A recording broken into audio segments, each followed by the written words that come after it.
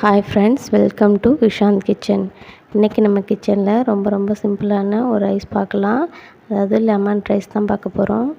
அதுக்கு கொஞ்சமாக எண்ணெய் ஊற்றிட்டு கொஞ்சம் கடுகு சேர்த்துக்கலாம். கடுகு நல்லா பொரிஞ்சு வந்ததும் 1 ஸ்பூன் உளுத்தம்பருப்பு, கூடவே 1 ஸ்பூன் கடலைப்பருப்பு,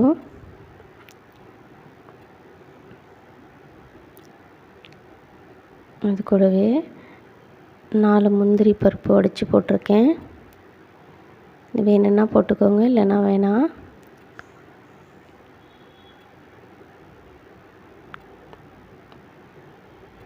நல்லா வறுப்பட்டதும் கொஞ்சமாக கருவேப்பிலை சேர்த்துக்கலாம். ஒரு கொத்து கருவேப்பிலை சேர்த்துருக்கேன். சேர்த்துட்டு நல்லா கலந்து விட்டுப்போம். இது கூட கொஞ்சம் பெருங்காயத்தூள் 1/4 டீஸ்பூன் போதும்.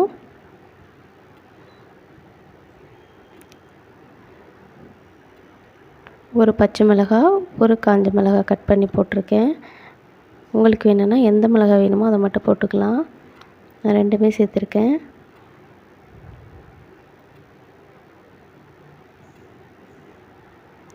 நல்லா வறுத்துட்டு மிளகாலாம் நல்லா வறுப்பட்டு வந்ததும் ஸ்டவ் ஆஃப் பண்ணிக்கலாம். இது செய்கிறதுக்கு ரொம்ப நேரம் ஆகாது, 2 நிமிஷமே போதும். எல்லாம் வறுப்பட்டு வந்துருச்சு. இப்போ ஸ்டவ்வை ஆஃப் பண்ணிவிட்டு மஞ்சள்தூள் சேர்த்துக்கலாம். ஸ்டவ்வை ஆஃப் பண்ணிடணும், இல்லைன்னா மஞ்சள்தூள் கருகி போயிடும். ஸ்டவ்வை ஆஃப் பண்ணிவிட்டு மஞ்சள்தூள் சேர்த்து லைட்டாக கலந்து விட்டுக்கலாம். இப்போ நம்ம லெமன் ஜூஸ் சேர்த்துடலாம். ஒரு லெமன் கட் பண்ணிவிட்டு ஜூஸ் மட்டும் எடுத்துருக்கேன். விதைகள்லாம் எடுத்துடணும். விதையோடு சேர்த்து சாப்பிட்டோன்னா சாப்பாடு கசந்துடும். இது எல்லாமே அந்த வாணலியோட சூட்டில் தான் செய்யணும். ஏன்னா அடுப்பு எரியக்கூடாது, அடுப்பை ஆஃப் பண்ணிடணும். தேவையான அளவு உப்பு சேர்த்துட்டு நல்லா கலந்து விட்டுக்கலாம்.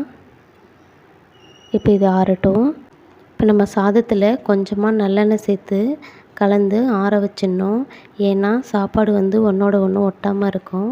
நம்ம அது மாதிரி ஆற வச்சு எடுத்துருக்கோம். இப்போ அந்த ரைஸை இது கூட சேர்த்து கலந்துடலாம். கொஞ்சம் கொஞ்சமாக சேர்த்து கலந்து விட்டுடலாம்.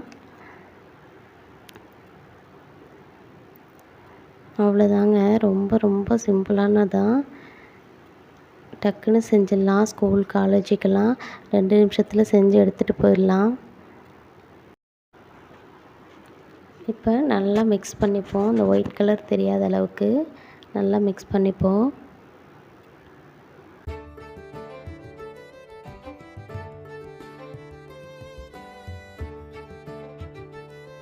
எந்த அளவுக்கு நம்ம சாதம் எடுத்துருக்கோமோ அந்தளவுக்கு ஏற்ற மாதிரி லெமன் ஜூஸ் சேர்த்துக்கணும். அப்போ தான் அதோடய புளிப்பு கரெக்டாக வரும்.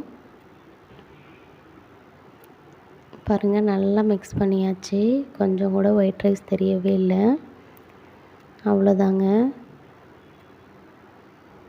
ரொம்ப சூப்பரான சட்டுன்னு 5 நிமிஷத்தில் ரெடி பண்ணியாச்சு. இது ஒரு பிளேட்டில் வச்சு சர்வ் பண்ணிடலாம்.